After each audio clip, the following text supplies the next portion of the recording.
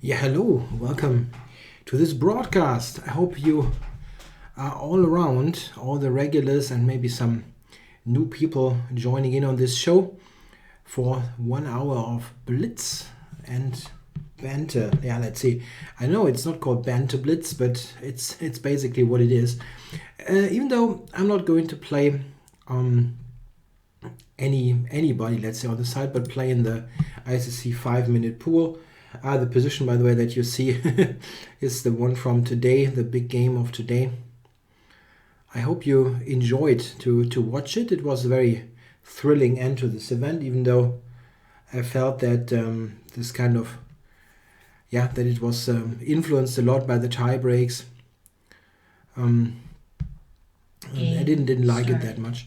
Okay, we have a game here between me and Rainmaker. I'm going d4 and see what happens. Okay, there's a question. What do I think of the East versus West narrative in the Karjakin-Carlsen match? East versus West? Yeah. Wow, I don't know. I don't think so much in those terms. In terms of the playing venue, however, I think it's interesting that we have a Russian challenger, and I mean Karjakin is also former Ukrainian, so it's a bit of a it's interesting, let's say. What I think though, when it really is going to if it's really going to be played in the US, Caruana probably would have been the a bit more interesting challenger for the crowd. Still, I think it was a deserved victory. Okay. Got a request for a Latvian gambit. Yeah, you know, I get the point, but I have to admit that I always have this slight ambition left to maybe get to 2,500 in this rating pool, and the live shows hurt. They hurt all the time. It's okay though, but if I start with the Latvian, it can become very costly. Yeah, knight h4 is a somewhat weird idea, but something that it seems that it caught him a little bit unawares. I cannot take it, so I just going to develop. I think knight h4 is probably not that great, the more that I think of it, but at least it makes his f5 move a little bit less likely to happen. We'll see about the Latvian.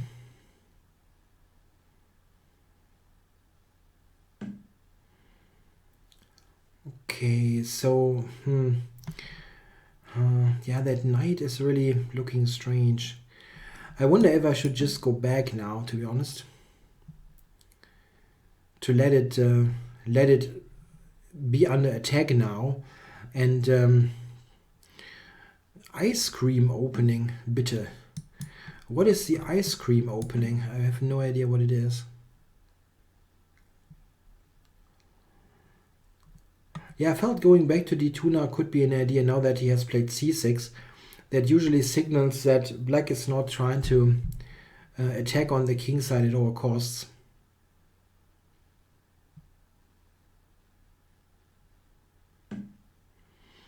Okay, bishop e2, I guess.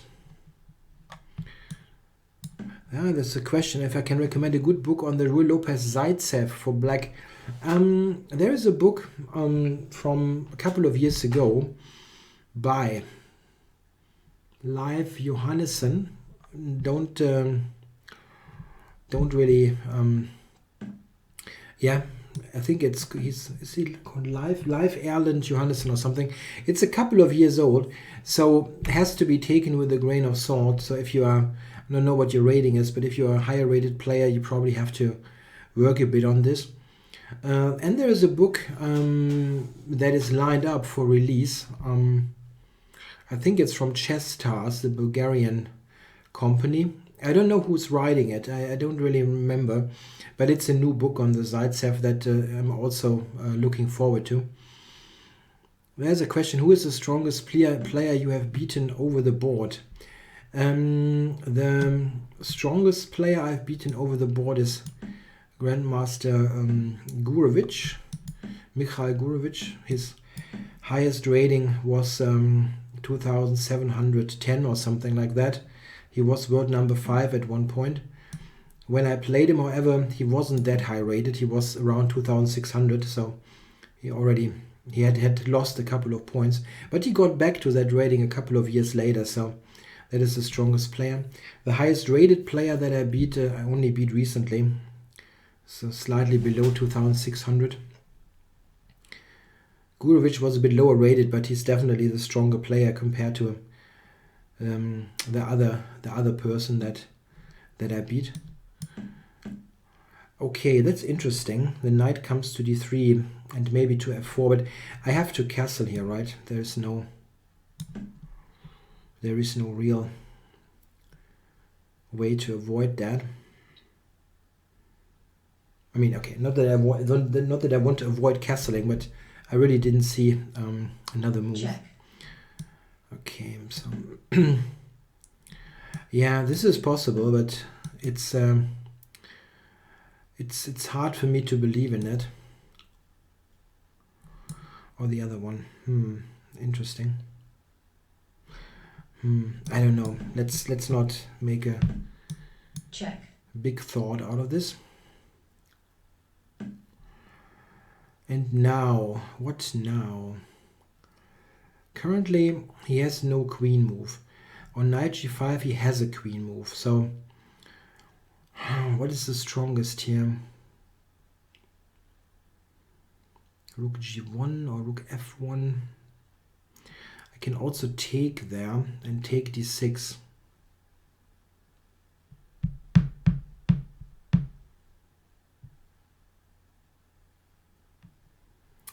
Queen c8 is something, but I have queen e7 maybe. Okay, I want to play a move here.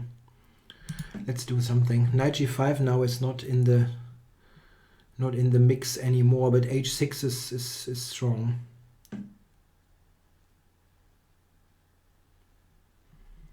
h6.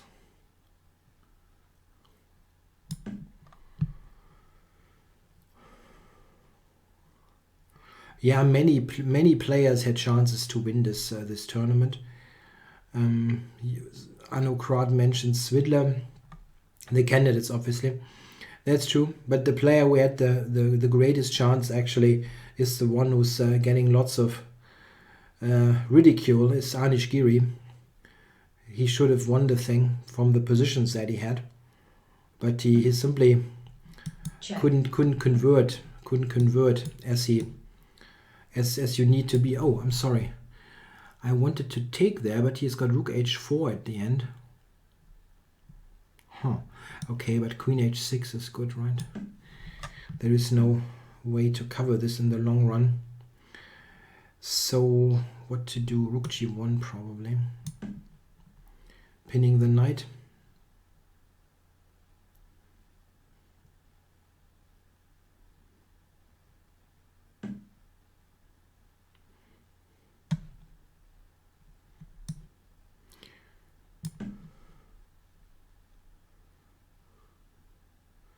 Yeah, my prediction for November is that Carlsen should normally win this thing pretty clearly, but it depends a bit on how his working ethic is. Working ethics, is that right? If he works hard, he will win this, but if not, Karjakin has a shot. Black forfeits on time. Yeah, it was a very dangerous position for Black, and this kind of line is always very tricky. I think around here, this is at least very difficult to play, and I don't think that Black is able to defend this in the long run. This, I don't know, but it looks very dangerous. Okay. No. Nigeri was a bit unlucky in that event, a bit with all those draws. There were like, I think there were maybe 2 or 3 games that Game started. that you can say, okay, you played it too tame, or yeah, you know, as you can say, oh, that was boring or anything. But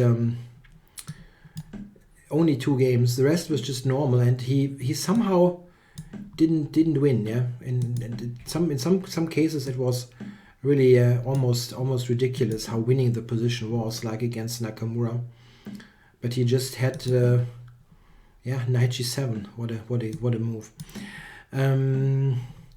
I don't answer questions anymore on US politics. I got too much bad feedback about what I said a couple of streams ago, and I don't want to argue about this thing. Yeah, this is a good question. How do I think Niels Grandelius will do at the Norway Chess? Interesting. He's an improving player, still quite young. I think he's in the early 20s. So yeah, sure. It will be interesting to see what he's doing. It's a very tough field, of course. So I don't think I ran into this thing. I've run into this thing in a game recently only. Stupid stuff.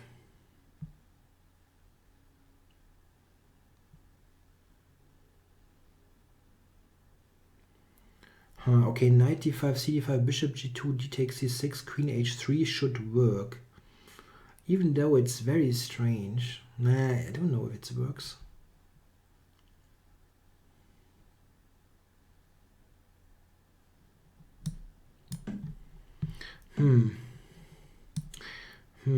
Yeah, if he takes, I have queen to h3.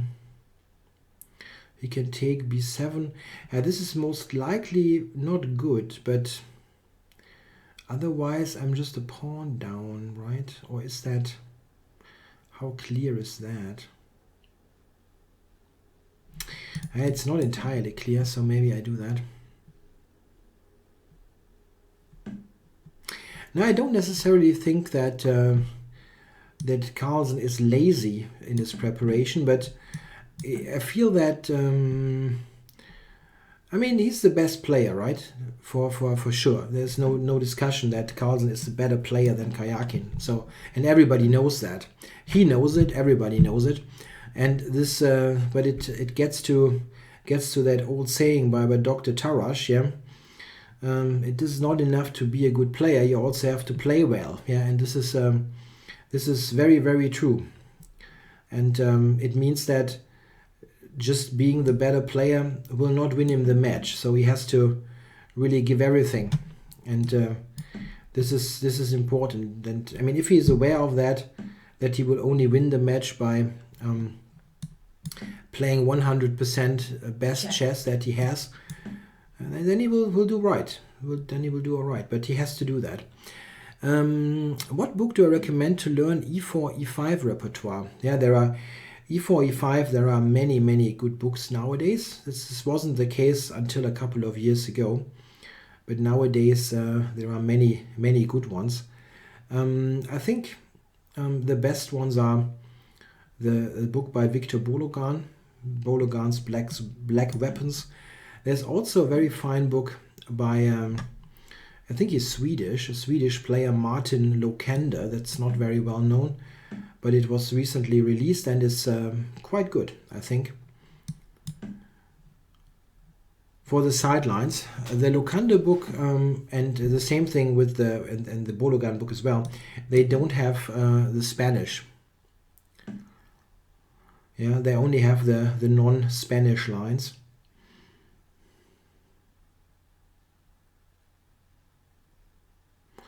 Now, if you're around 2100 and with this Zaitsev question and the Zaitsev variation of the Rui, I think you should probably get that new book that's about to be released by those Bulgarians. If you have to go to chessstars.com, I think it's the site. It should be released like it's just around the corner basically. They announced it to come out really shortly. c5 is not a great idea here. How to play that position? It's still a bit awkward here.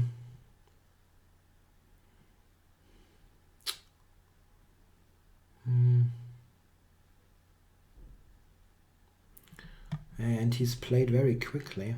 Okay. I don't love this. But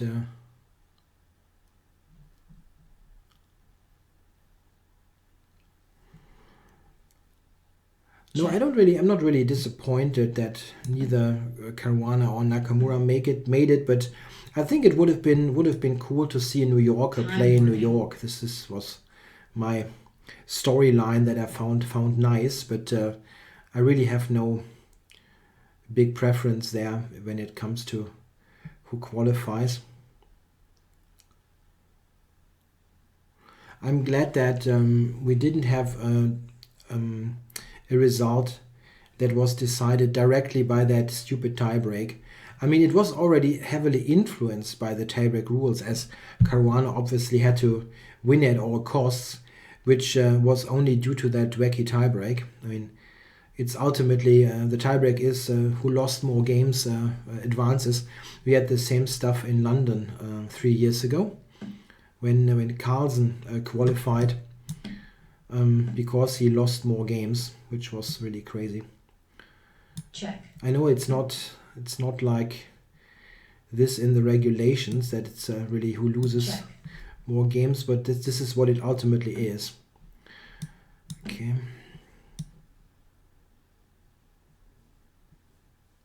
Yeah, I know it's more wins, but it's also who lost more, yeah.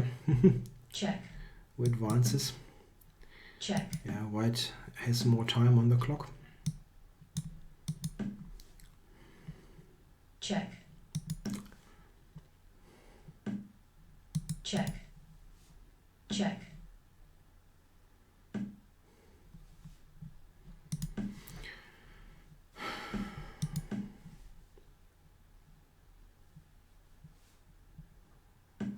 It should be a draw actually.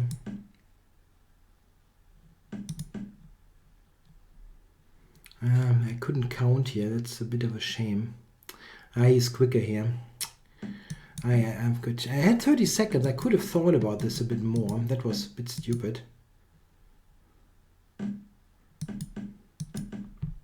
Yeah, he's got one tempo.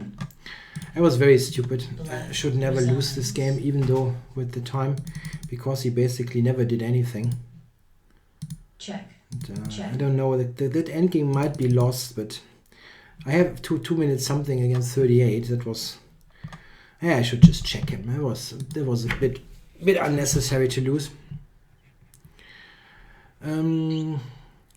There's a question. What is wrong about the 3-1-0 scoring system? Many tournaments use it. No, not many tournaments use it. I'm a huge how would you call it? I think the 3 points for win is complete nonsense and should never be applied. It's totally unnecessary, and I mean you can do that in a invitational tournament, in a round robin tournament, but there are even in Germany some open tournaments who use that, and the 3-point scoring system in open tournament is for me a reason to boycott it. I would never play a tournament with 3 points for a win because it's just completely idiotic. To punish a draw is complete nonsense. Game started. Because it's the normal result of a game and there is no need to penalize it. The other thing that is really important in a 3-point scoring system, it applies a lot in open tournaments, and or it applies to open tournaments. One thing that is very rarely mentioned in chess, but is definitely a factor in open tournaments, is simply collusion. People trying to influence the final results by by throwing games.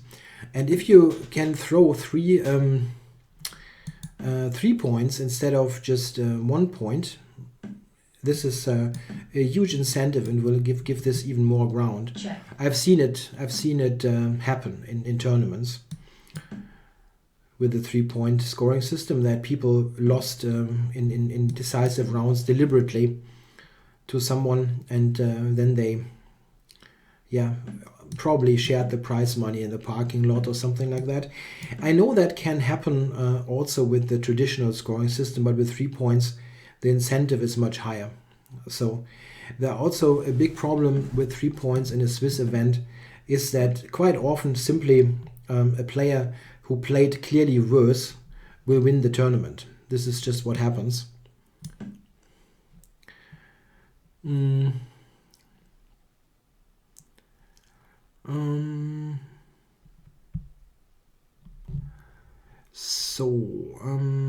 Tournament performance as a reasonable tiebreak. Yeah, it is a reasonable tiebreak in a Swiss event, but not in a round robin, because they all have the same opponents.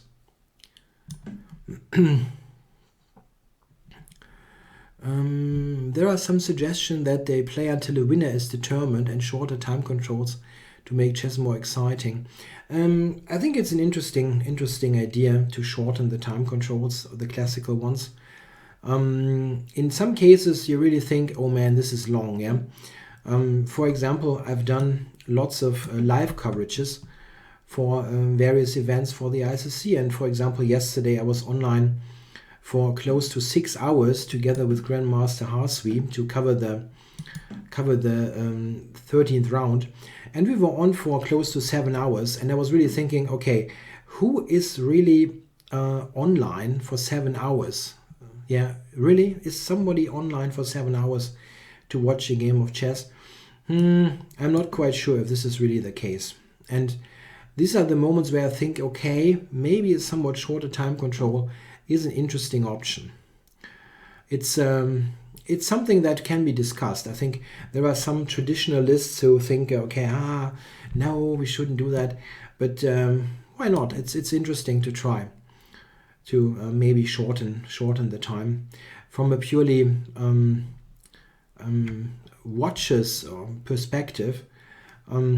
I think the quicker time controls are quite interesting.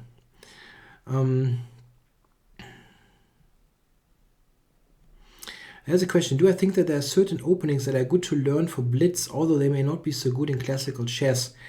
Yes, I mean in Blitz you can think about playing some openings that are slightly dodgy maybe, or have a slightly dodgy reputation, because in Blitz people have often problems to refute them. Certainly an idea, can be done. Many players, I think, try that approach.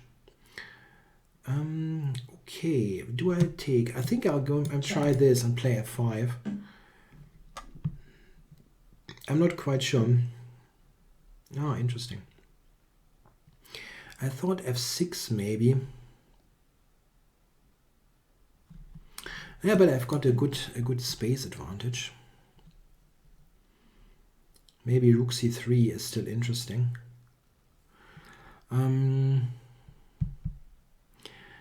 Do I plan more opening videos? Yeah, I guess. What is that? Rook c3? Let's see. Do I lose another king and pawn ending? Maybe I do. I don't have a breakthrough here, right? e5 takes. No, not really.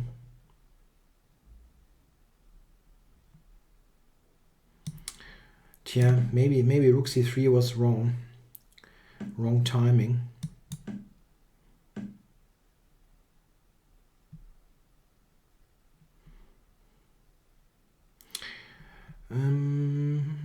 If I go king d4, king b6, can I go e5, or am I murdering myself there with this king and pawn ending? I have a tendency to do that. especially in the king and pawn ending.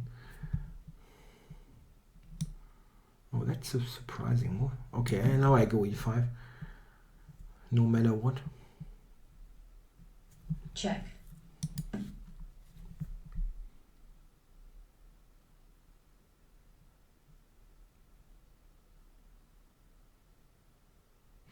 Yeah, but that should win, right? I get to the pawns.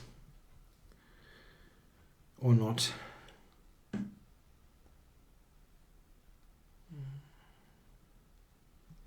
Oh, I didn't think about that one.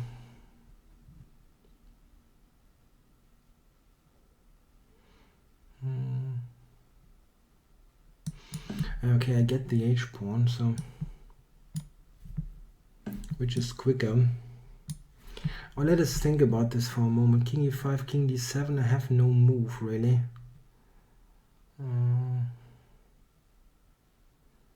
G6 takes, king g6, king d6, king h5, king d5, king g4, e5, h5. Yeah, I should win. Okay. Check.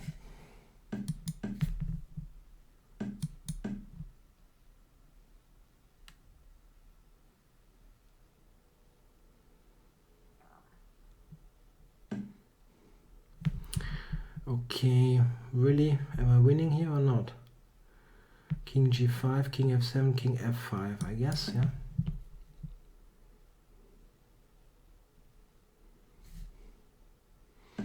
He might get to that position on the edge of the board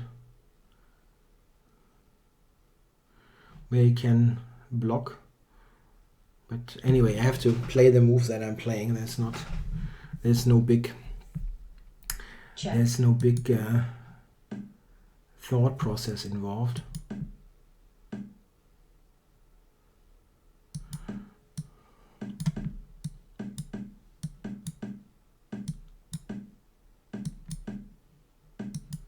Yeah, he gets there. He gets there by one tempo. It probably was a draw.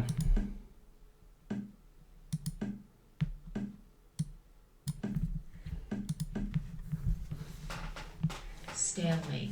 Probably was a draw. Would be interesting. I don't want to analyze deep in this show, but I'm kind of interested if I had a win there.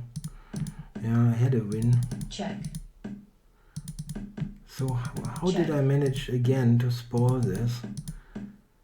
So I have to go to g5, not to g4.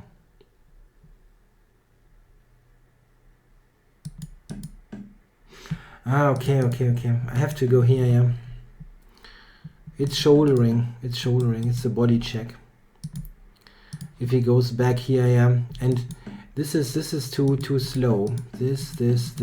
And now I can run because this is a check. I should have thought a bit there. Yeah, that's not so difficult. Game That was a spoiled half point. Okay,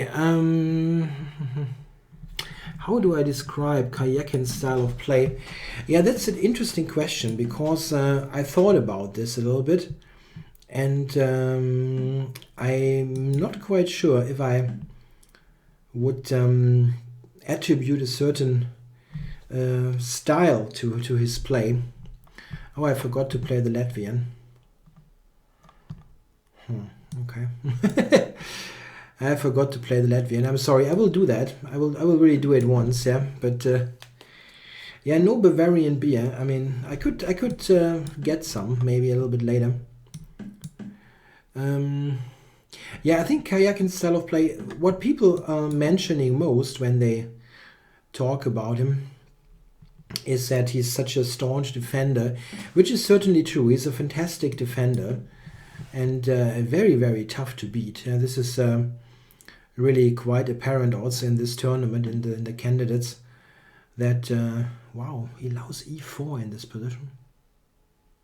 Why would you do that? Okay.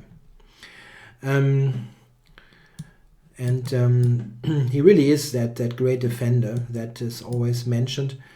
But there's a bit more to chess than just defend. So he will definitely. I mean, he has also a good calculator and so on. He has all the things that you need for being a good player. But what is Carlsen's what is Carlsen's style of play? He's the grinder then, or I think most of the top guys, they're able to do almost everything quite well, and I think Karjakin is no exception there.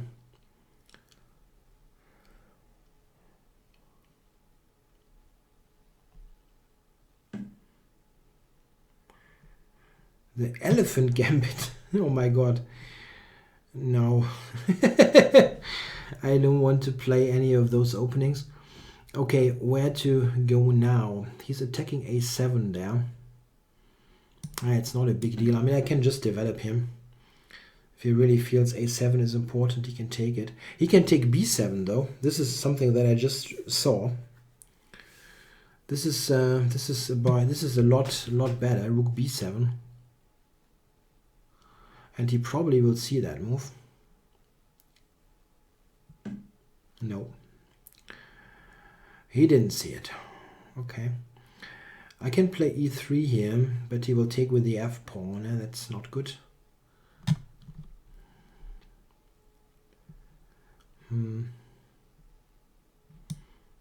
Yeah, maybe b6.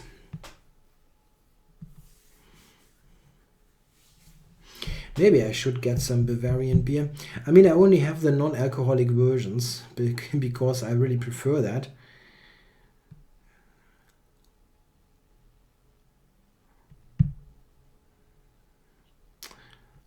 If I lose that game, I probably should get one of those. Yeah, Mr. Seduna, what are you doing now? Yeah, now e3 is playable, right? Why not? That was the idea all along. He wants to give me that exchange. Okay, I'm happy. Gimme. Gimme. Okay, he's got some compensation with the center. That is quite clear. But it's, I mean, at least now I have an idea how to win this game. Like by material.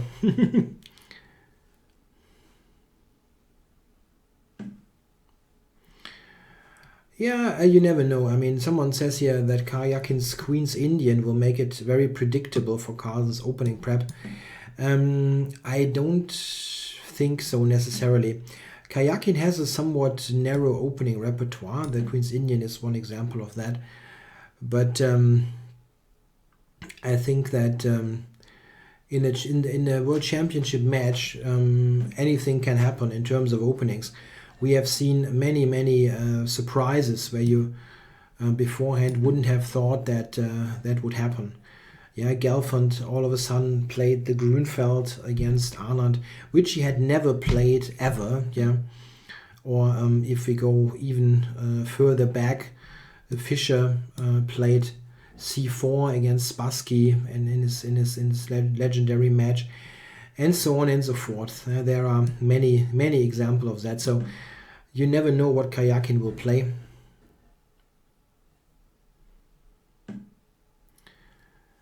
Okay, so how to do this now? Rook e3, probably also go rook f3 here. And maybe bishop d5 even. Okay, I think c5 he might play really d5.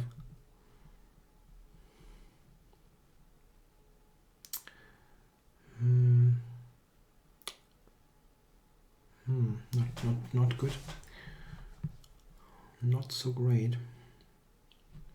Yeah, I need some kind of play, so I'm going with c5. He can go d5, yeah, but not much that I can do about it.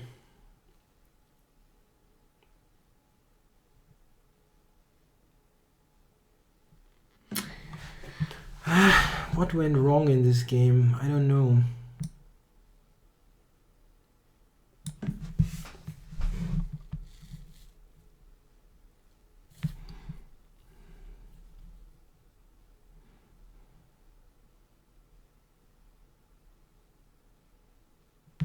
Yeah, how many Berlins we will see in in November. Yeah, probably some. They both play lots of 1e4, but you never know. I mean, maybe in this candidates tournament, I think the main story from a theoretical point of view was that everybody and their dog was playing the English opening. Okay, I'll take this now.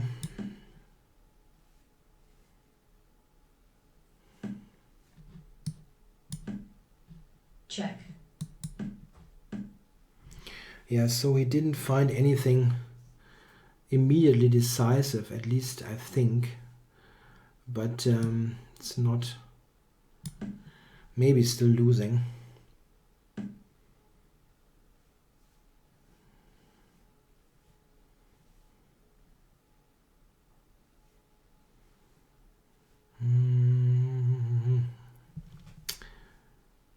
Maybe it's still losing. I don't get this pawn. If I go back, he just takes b6 here. Time warning.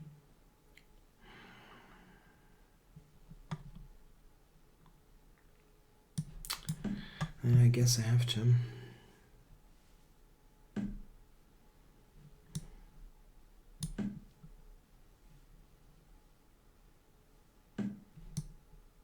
Yeah, it is unfortunately losing. I don't know, this is one of those players where I have a terrible score and I don't know why.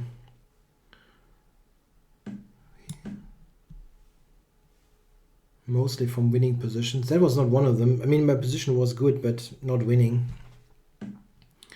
And he just somehow managed to win this. Or close to winning this.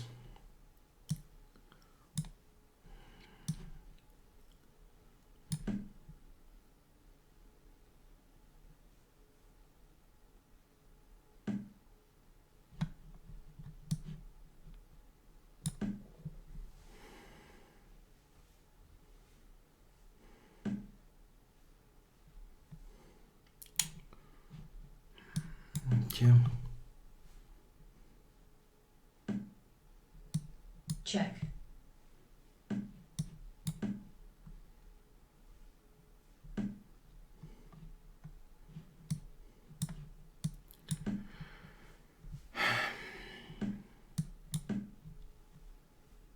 It's unfortunately losing almost no matter what. That was the only move that didn't win.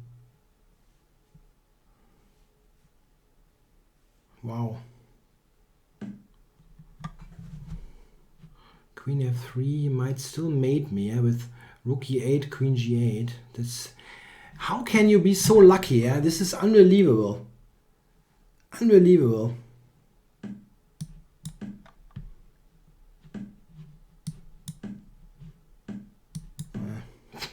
He has covered that. Unbelievable. He overlooks this stuff and f3 is still winning. I now need a beer.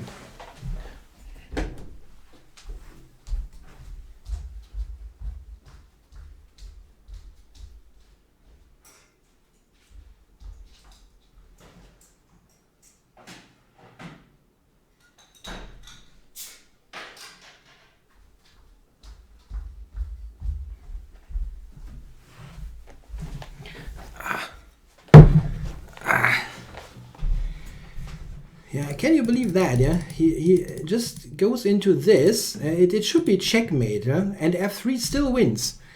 Oh my god. Okay. Game started. Black forfeits due to disconnection. Okay, so I get a win gifted. Yeah, you know, I get a beer and they disconnect. That's cool. Okay, let's new game.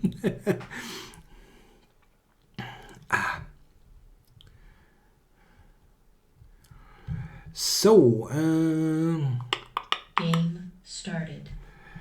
Yeah, there is no particularly critical line against English that can be so bad.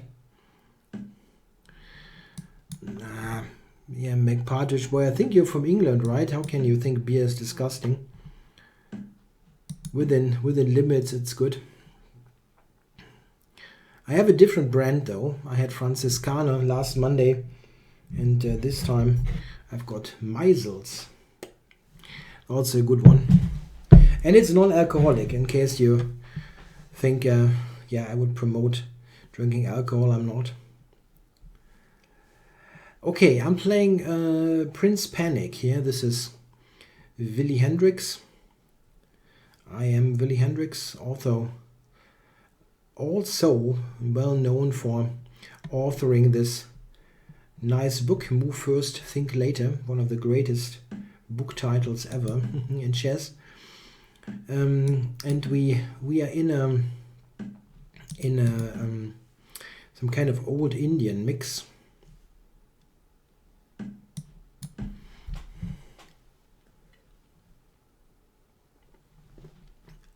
Over to f5. I played that rather quickly because I had this in a tournament game once, exactly the same position, and back then I played this, what I'm playing here, so if I came to this conclusion in a tournament game, I might as well play that in the Blitz game. Yeah, Meisels is good, right? They have that in a restaurant where I'm often, and it's from Bayreuth. Okay.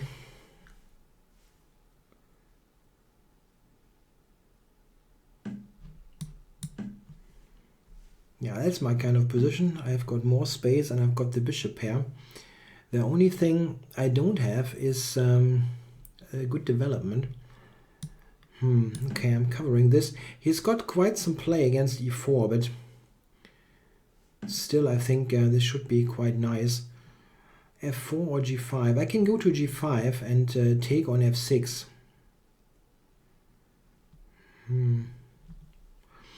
Bishop f4. It's probably not that great. I think I'll go for this. It's a bit stodgy.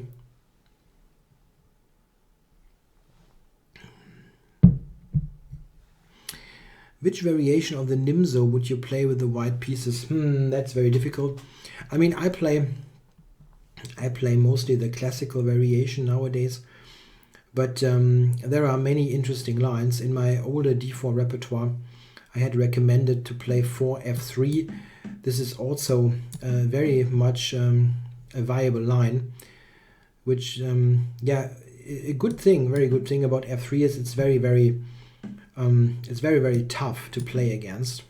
And yeah, I know that looks weird, g4, but it makes his bishop look bad. How much did I get paid for product placement? That would be cool, right? Paying some, I don't know, some bald guy doing a chess stream, or for what beer he's drinking. That would be cool. I would take that in a heartbeat, yeah, that kind of thing. But they never offered it to me. Yeah, I play the classical, as I mentioned. 4f3 is a good line. It's not a matter of quality, it's a matter of what style of position you like. So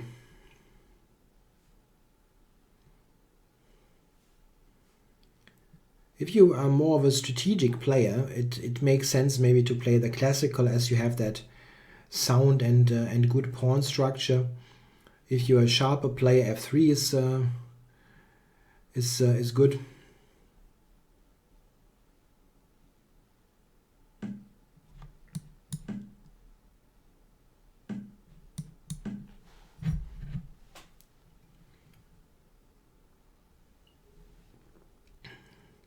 Bishop f1 is not played so much because I want to avoid the trade.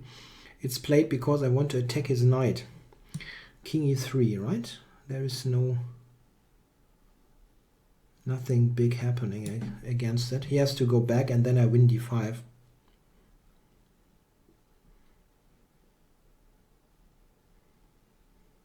Yeah, those endorsement deals are cool. Yeah, Nakamura being sponsored by Red Bull.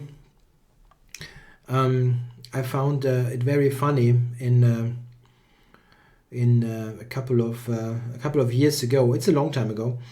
when then one of the top female players, Antonetta Stefanova, she got sponsored by Johnny Walker, which I found really cool.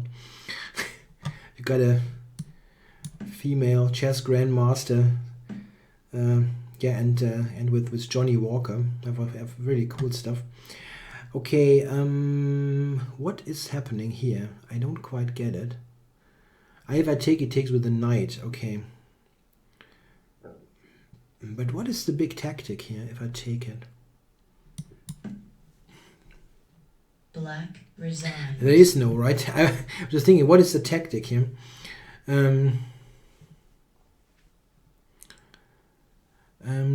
John Watson's book, A Strategic Chess Opening Repertoire for White. I think it's pretty good. I recommend it to my students. It's especially nice. It's pretty condensed. Yeah, I mean, it's one book for 1d4 and not some 3,000 page thing that nobody can actually remember. And most lines that John recommends, I think, are very, very good. I mean, no line is bad, don't get me wrong. It's just you've got some kind of Game started. different tastes, but I think most of the things I also genuinely like. And I wanted to play the Latvian, and they play knight c3. Yeah? I really would have done it. Can I go f5 here? This is probably totally ridiculous. So, but I try. Yeah? So you cannot blame me for not trying against JC Arias. This is probably one problem of this, but at least I get some tempi on the queen. How bad is that? It's probably bad. But maybe, if he takes bishop e7, I get d5 in.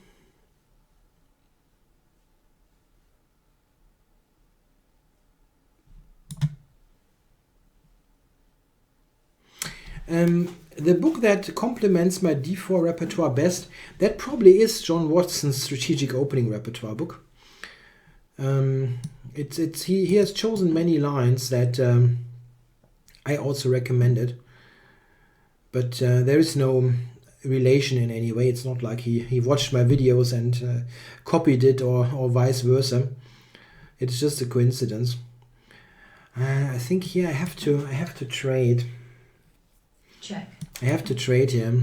It's a bit lame, but I think objectively speaking, I can be happy with this.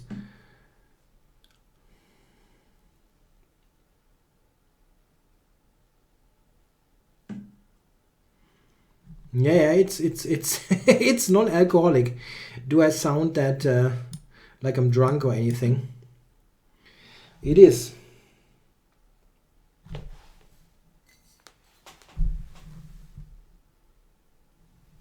You see?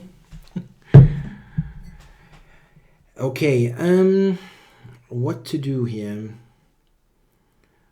I probably want to get my king out of that center.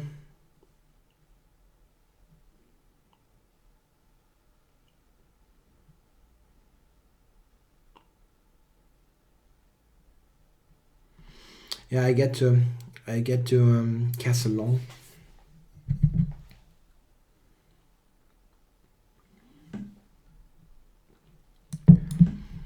Let's castle long. Okay, bishop f6. Someone says that opening was a bit strange. Yeah, it is, but I got this request for the Latvian, and if they play 2 knights c3, that's the best that I could do. Okay, yeah, what about this here? Knight e5 maybe? G6. I don't like knight h5 is a really annoying prospect. They don't want to play g6 because of knight e4. It's a bit uncomfortable.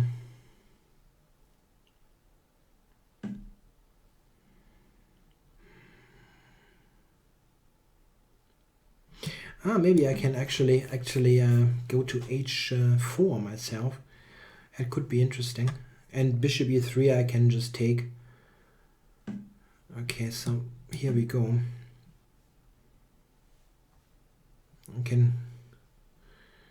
I think harass him a little bit there.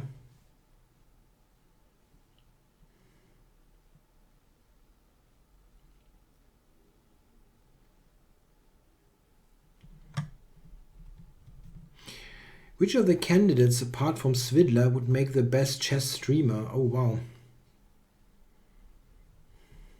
Probably Nakamura. Sorry. Nakamura, of course.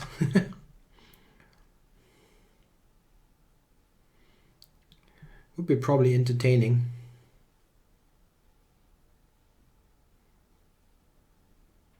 Oh, Aronian. Yeah. I mean, I actually think there are many players. There have been many players in this event that are genuinely nice persons, and it would be enjoyable to have them chat about the games and so on. I think it's not just one or two people. Yeah, Anand, of course, why not? He's a super nice guy. Check. So I'm going to trade this here and try to claim an edge based on my knight on h4. One thing is, I would like to play rook d8, but he's got knight e4, d8, knight.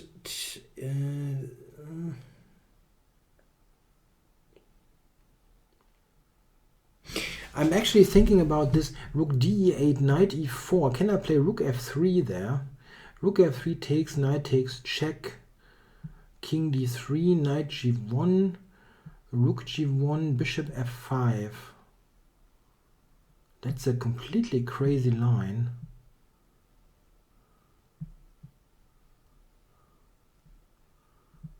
It could work. That could work. Take.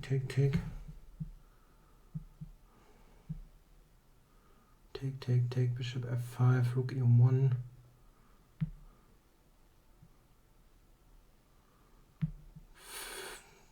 I found it to be interesting. Maybe it's refuted by some simple move that I simply didn't look at. I don't know.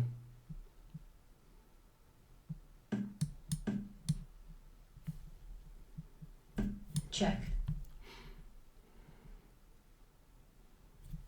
Yeah, king d3, yeah. I take g1, rook g1, bishop f5.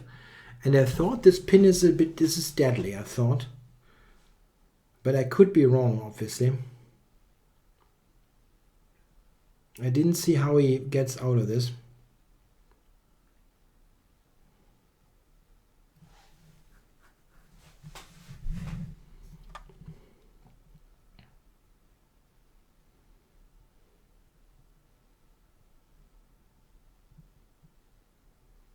Yeah, looks good, huh?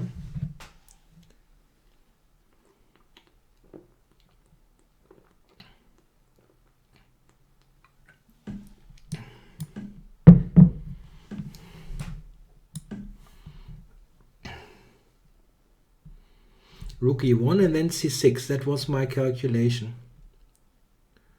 And I didn't see how he prevents d5. c4 maybe. c6 now, right? I know, then a king move. Okay. Oh, wow. Okay, maybe rook e5 here, right?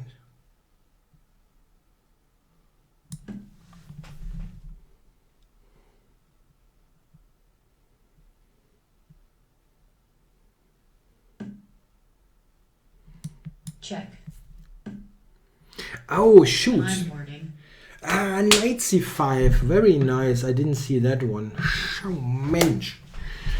That was so nice.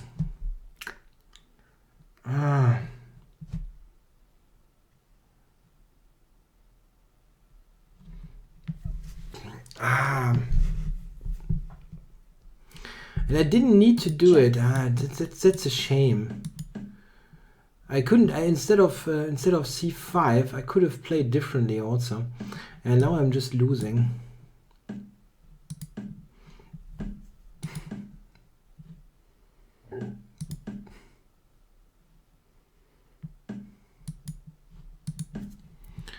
Ah, what a shame.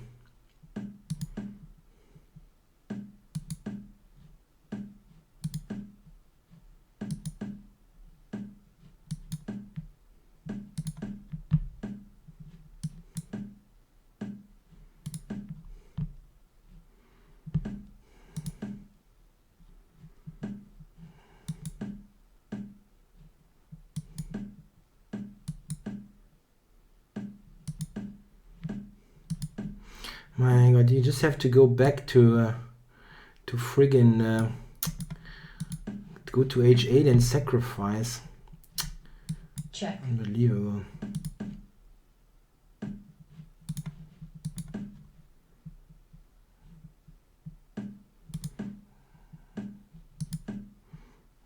Hey, we win on time, but it's a Black forfeits on time. that was super stupid. That was super stupid here. But maybe it really does not work. It was such a nice idea. I needed to try it.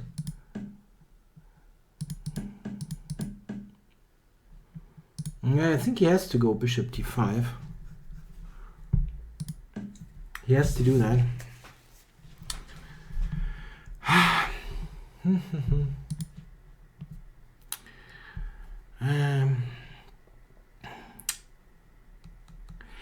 My opinion on the Karras defense in the Ruy Lopez. What exactly is the Karras defense? Do you mean that Chigorin with knight d7, or sometimes people call the deferred Steinitz also Karras? It's a bit uncommon, but sometimes people do call it like that. Do you mean the Chigorin line? The Chigorin line is interesting, definitely. It's still played by some top players, so I guess it's very valid.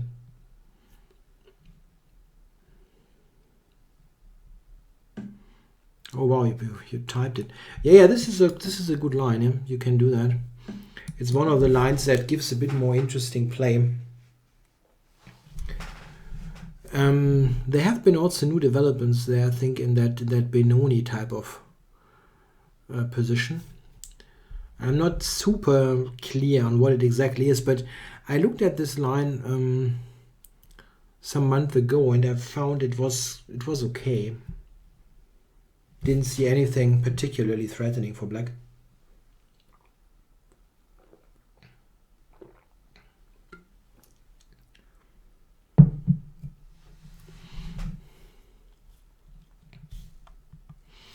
Yeah, black is taking a long while here. Why exactly? Is it this is the main line.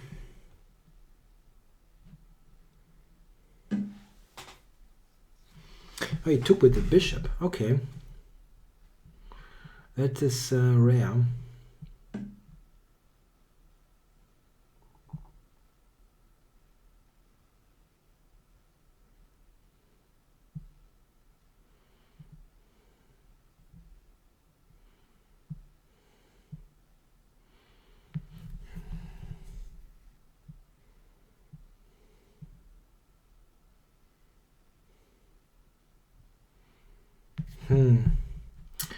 Queen a5.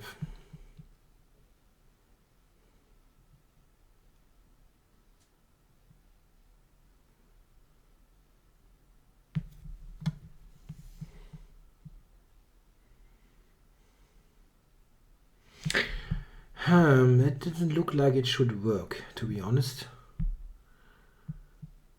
How to do that?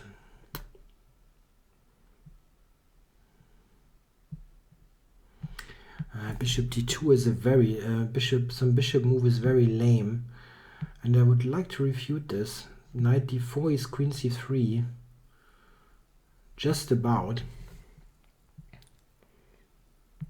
Knight d2 also queen c3 seems to work. It's close though.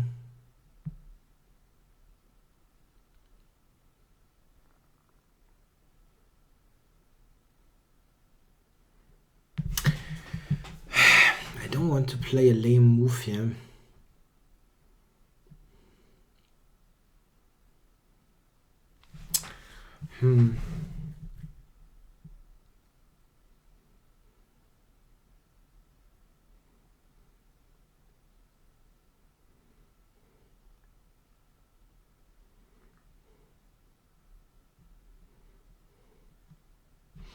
Yeah, whatever. I play something. That's just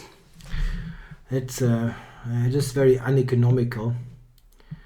Because white can play anything and have compensation.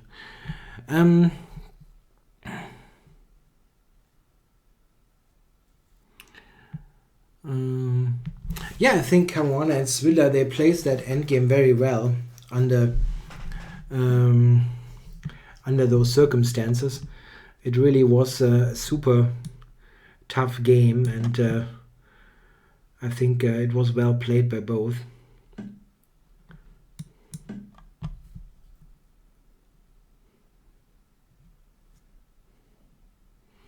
Of course, Svilla could have avoided getting into that lost position in the first place, but it is very difficult to do that, play that endgame perfectly. Okay, rook b1 maybe.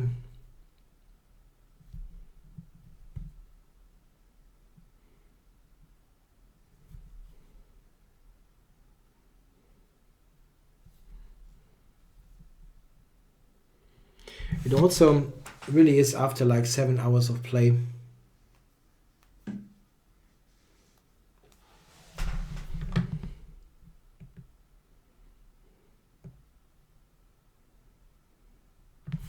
Okay, I think I'll take this pawn and see bishop f4.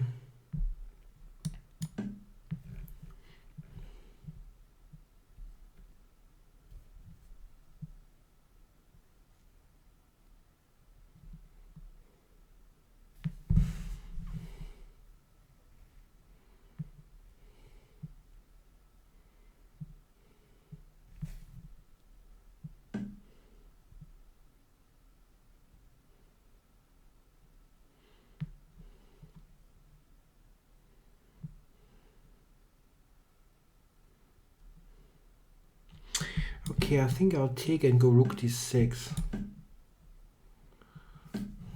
And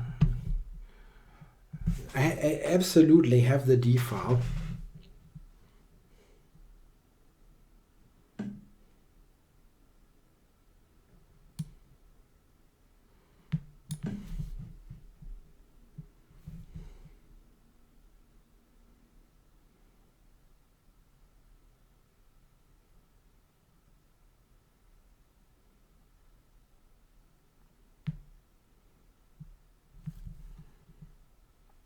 Stream down? Really?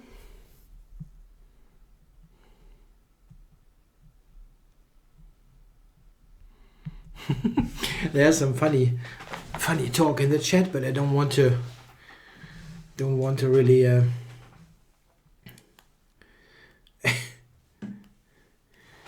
don't want to really get into this discussion.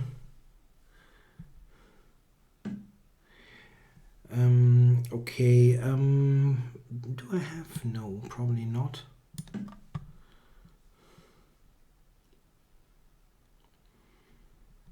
Yes, some real issues to move here.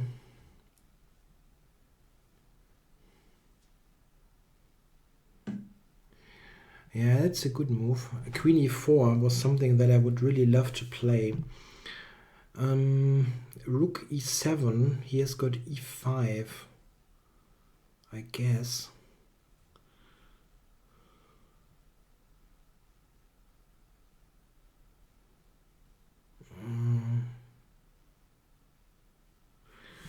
I only have 1 minute.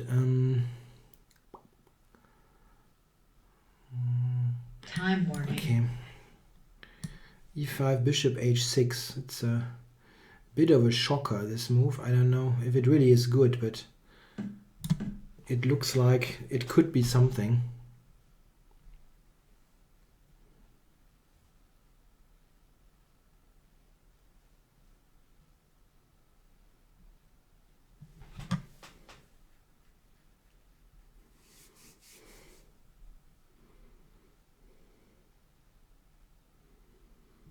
No, he cannot go rook f7 now because I take. Yeah, maybe he can. It's not like it's totally impossible, but at least that felt like a good line for me.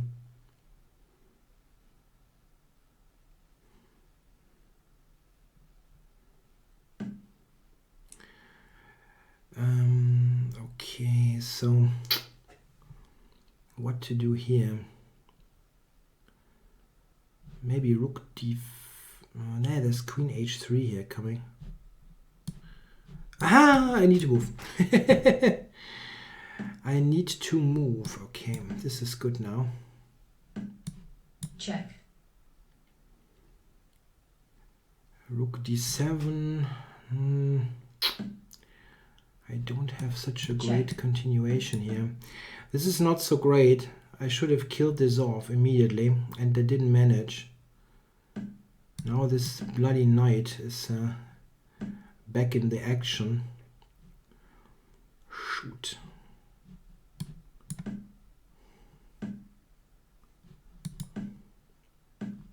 Check. Check.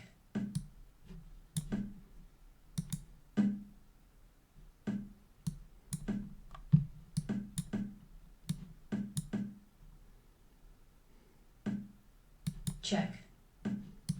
Check. Check. Check. Check. Check. Black resigns. Yeah, it was a lucky one. That was a lucky one.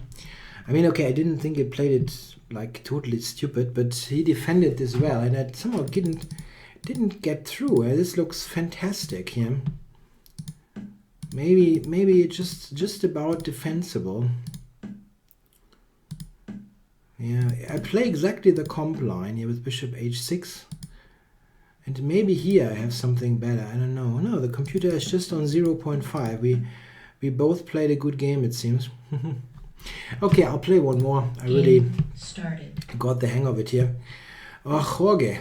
Come on, Jorge. b3. I'm so sick of that. He plays that every game, yeah.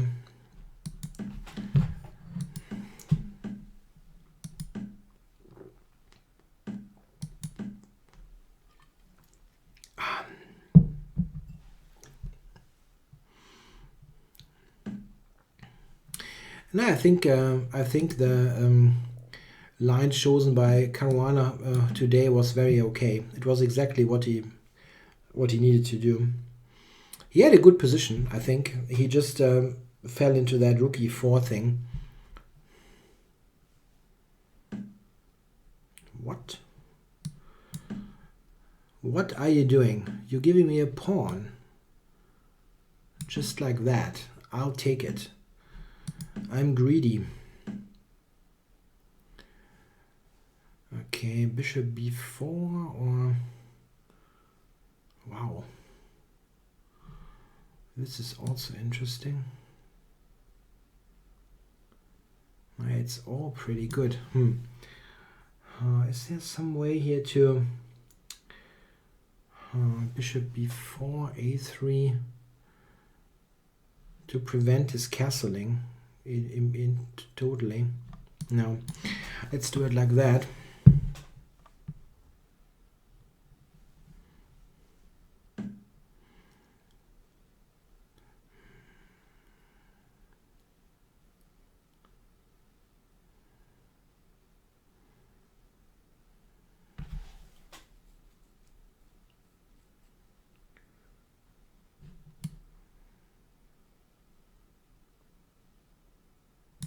I try something very aggressive here, try to refute this stuff immediately.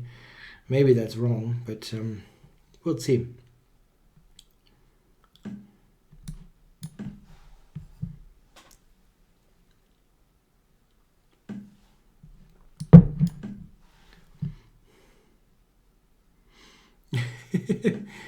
No, I've never played anti-chess.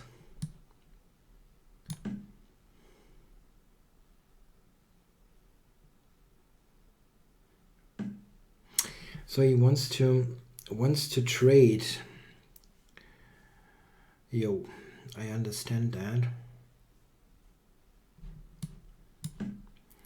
But I'm also a pawn up. I mean, my pawn structure on the king side is somewhat bad, but other than that...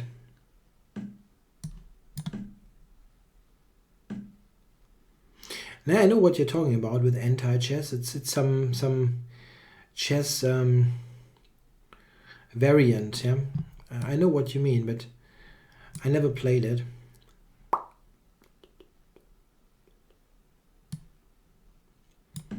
I'm not a huge expert in those chess variants. The only thing that I've played quite a bit in my younger years is Backhouse. I wasn't even that terrible at it. But it's also that's been a while.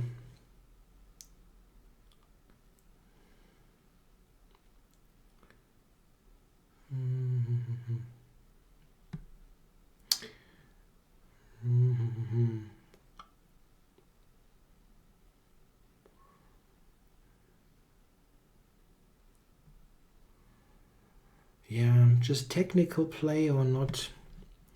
Maybe I just push this stuff. Why do I go a5? I can go b5, c5 here. Let's do it now. It was entirely unnecessary. What is he doing there? Bring the king over. I can go to c2 as well.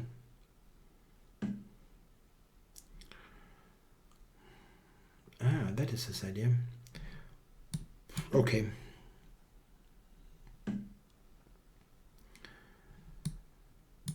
No, I don't think Backhouse improves your game in any way that chess cannot do, but it's not a big deal if you play the odd Backhouse game. I think it's not bad for your tactics.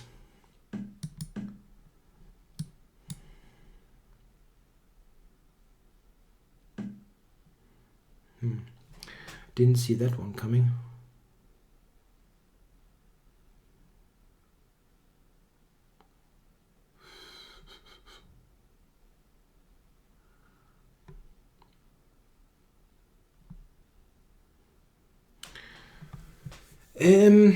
Oh my god, I don't want to calculate at that time of the day. Knight e6. Okay, rook d7 doesn't work.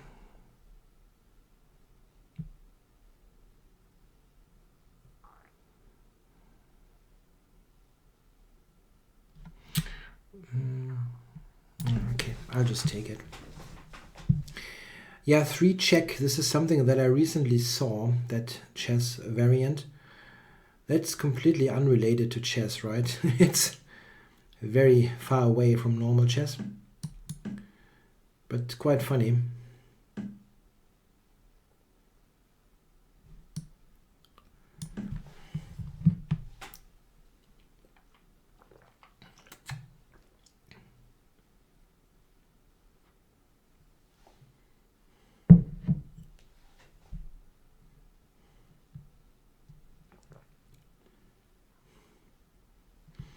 At the end of the day, he has to do something about that pawn. And here it is. So I will be a piece up. I just wonder if I can do something better here. Probably not, huh? Oh, I didn't see that one. Okay. No, why am I have to take first. I swear I didn't drink any real beer, even though it looks like it. Totally idiotic. Yeah, I know he's winning that game. That's just meh. I just have to take there. Time warning. Black resigns. Losing this game was an art form almost. I can just do whatever and win, yeah? Just not this. This, c5 and over. The pawns will just promote him. And okay, it was also totally winning from the get-go. I don't want to stop with a loss against Jorge. Okay, I'm playing one more game. Started.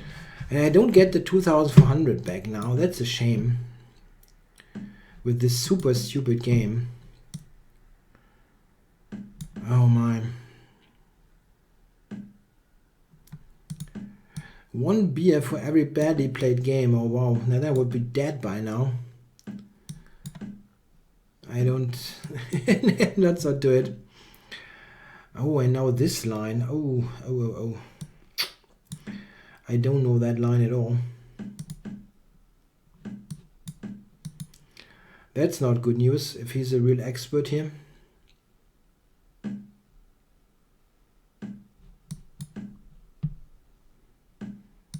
Check. That's just the starting point of theory, and it goes far longer. Far longer. Probably this is not even right. Castle's short.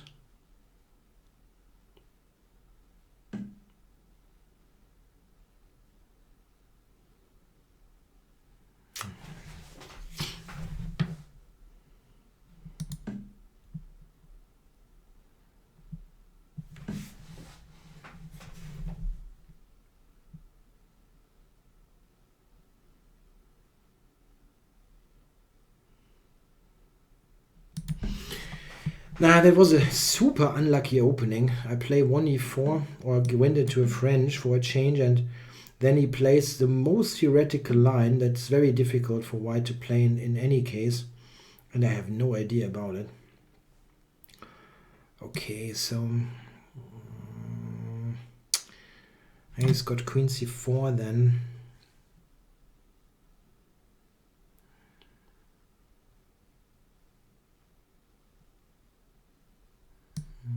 Okay, I'll go back.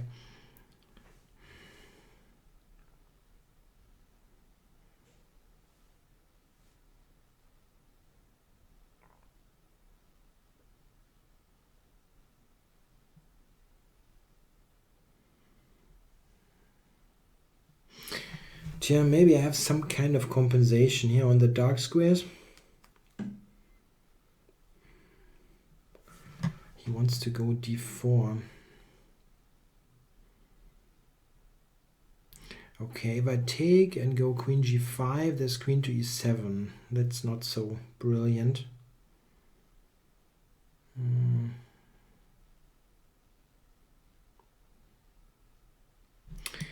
I think maybe I should get the knight over there. Knight over to d4.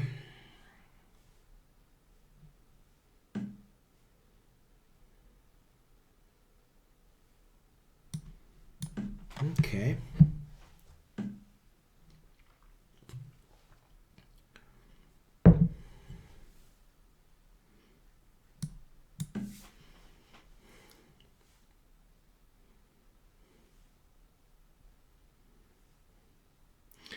Castles, yeah, I have knight f5, but maybe he can take.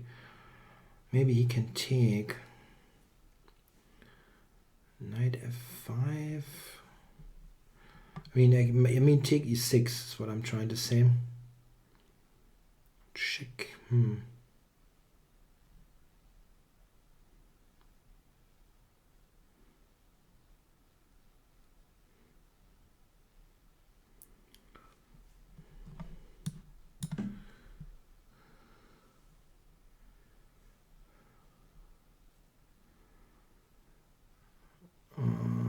Wow, my favorite hard liquor. I'm not a huge fan of any of those.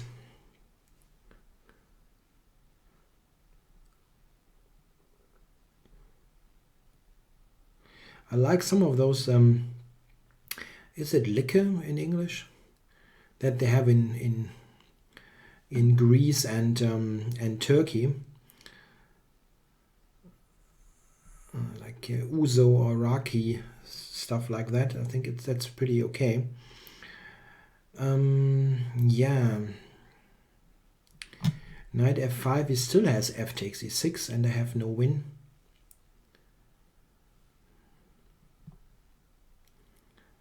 e7.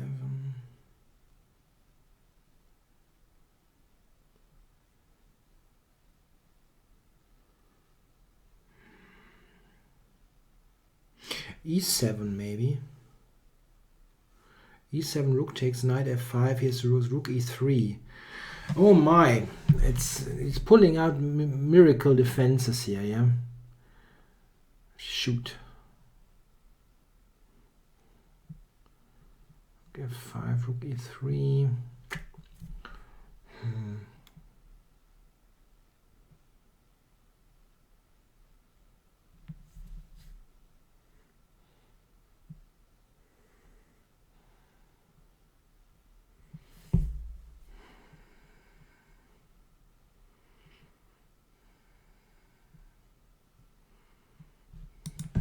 Yeah, I know this is nothing, but I don't have a tactic. He somehow prevented all of it. Just hope he stumbles into some nonsense. Queen d6, knight f5 or so. Might happen.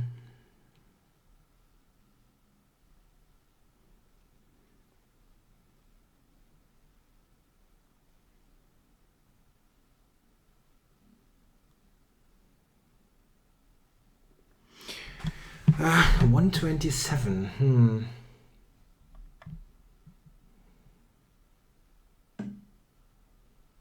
Yeah, now I can take. He never saw any of this tactic, right? Anything. And now stumbles right into that.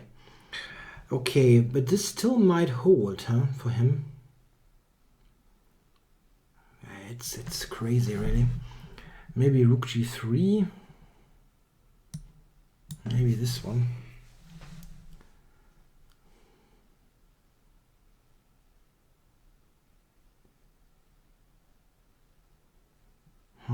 I still don't have a win. I don't see it, at least. Queen h6 is a threat now. Maybe queen c4 or something like that. No. Queen h6, he wants to play queen f5. Okay. Time warning. d4 looked like a good move, I guess.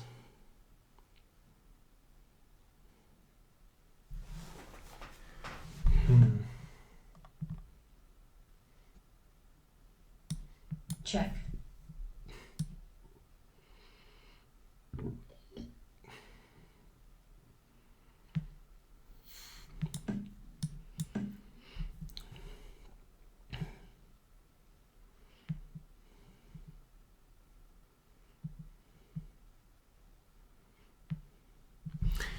Queen h6 was winning. When? I don't think so. Check.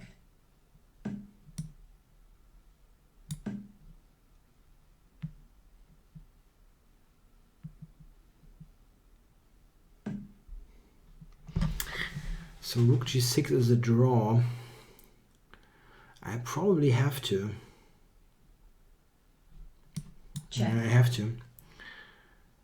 I cannot really avoid it. Check. Check.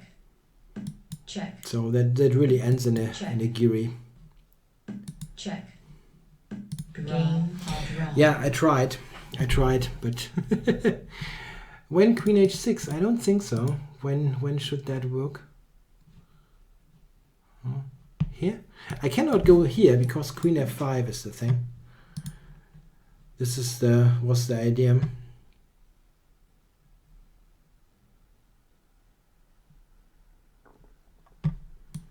Yeah, I made it. Check. I don't have to take. Yeah, rook h3, but yeah, he will take. This is the thing. He will take. No, the black defended this well. I mean, he somehow defended this. I mean, rook e7 looked very strange, but it was still okay. Here I thought I might have something, but check. There's nothing. Here it's a draw. Check. And queen d4 is actually winning. Yeah, I would have taken here and hoped for the best, but okay, there's check. Queen g7. yeah, didn't work. That was a bit of an unlucky variation to get as a non-e4 player. Okay, guys, I hope you enjoyed the stream. I'm already far over time, but I think some games were quite okay. I lost a couple of rating points, mostly due to that very stupid loss against Jorge. Anyway, I'm back on next Monday. Yeah, hope you all be around there to join again. Bye bye.